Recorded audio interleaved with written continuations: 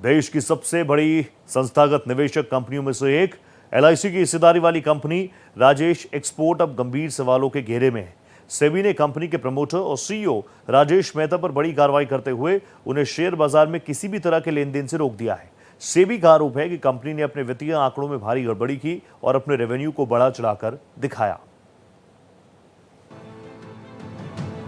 Jewellery और gold कारोबार से जुड़ी कंपनी राजेश एक्सपोर्ट्स लिमिटेड पर सेबी की जांच में गंभीर वित्तीय अनियमितताओं के संकेत मिले हैं। सेबी ने 3 जून को जारी अपने अंतरिम आदेश में कंपनी के प्रमोटर और सीईओ राजेश मेहता को शेयर बाजार में किसी भी तरह के लेन देन से प्रतिबंधित कर दिया है। इससे बड़ा झटका एलआईसी को लगा है, क्योंकि इस कंपनी में भारतीय जीवन बीमा निगम की बड़ी हिस्सेदारी है। सेबी ने 109 पन्नों के आदेश में कहा है कि प्रारंभिक जांच में कंपनी के वित्तीय विवरणों में बड़े पैमानों पर गड़बड़ियां मिली हैं। सेबी के मुताबिक राजेश एक्सपोर्ट्स कंपनी ने अपने रेवेन्यू को 97 से 99% तक बढ़ा चढ़ाकर दिखाया हो सकता है। जांच में यह भी सामने आया है कि कंपनी की धनराशि कई संस्थाओं और व्यक्तिगत खातों के माध्यम से रूट और लेयर की गई, लेकिन इन लेन देन से जुड़े पर्याप्त दस्तावेज उपलब्ध नहीं कराए गए। सेबी का कहना है कि कंपनी को कई बार समन भेजे गए और रिकॉर्ड उपलब्ध कराने के अवसर दिए गए, लेकिन संतोषजनक जवाब नहीं मिला। अब सेबी ने राजेश एक्सपोर्ट्स कंपनी और प्रमोटर राजेश मेहता को 30 दिनों के भीतर सभी जरूरी दस्तावेज और स्पष्टीकरण उपलब्ध कराने का निर्देश दिया है। साथ ही खातों की गहन जांच के लिए नए फॉरेंसिक ऑडिटर की नियुक्ति के आदेश भी दे दिए हैं। इसे लेकर आर्थिक मामलों के जानकार का मानना है कि अगर शुरुआती जांच के निष्कर्ष सही साबित होते हैं तो ये सिर्फ एक कंपनी का मामला नहीं होगा, बल्कि कॉर्पोरेट गवर्नेंस, ऑडिट सिस्टम और निगरानी तंत्र पर भी बड़े सवाल खड़े करेगा। सेबी के सर्विलियंस हो, सेबी के जो कानून हो, जो रेगुलेशंस हो, बहुत ही व्यापक है, विस्तृत है और हर परिस्थिति देखा हुआ है।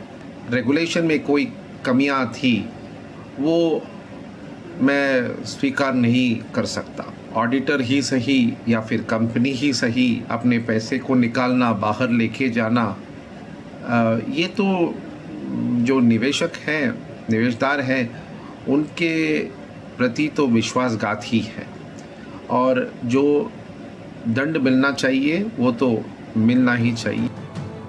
वहीं इस मामले पर इकोनॉमिक एक्सपर्ट का कहना है कि एक अहम कड़ी एलआईसी की भी है, जिसके पास राजेश एक्सपोर्ट्स में करीब 10.8% हिस्सेदारी है।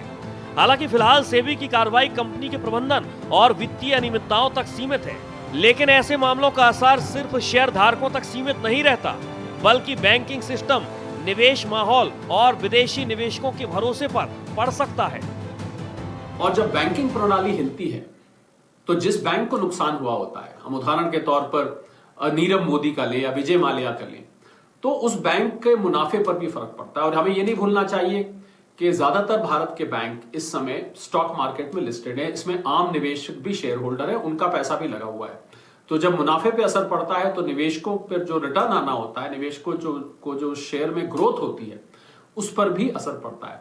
तो मुझे लगता है सुधार की गुंजाइश तो हमेशा ही रहती है, पर पिछले घोटालों को देखते हुए अब इन सुधारों को और जल्दी लाया जाना चाहिए, जिससे भविष्य में ऐसी घटनाएं ना हो सके। राजेश एक्सपोर्ट्स कंपनी पर लगे आरोप अभी जांच के दायरे में है और अंतिम निष्कर्ष आना बाकी है, लेकिन सेबी के अंतरिम आदेश में जिन गंभीर अनियमितताओं का जिक्र किया गया है, जिससे एक बार फिर से सवाल खड़ा हो गया है कि आखिर कॉर्पोरेट कंपनियों के वित्तीय आंकड़ों की निगरानी और ऑडिट व्यवस्था कितनी प्रभावी है।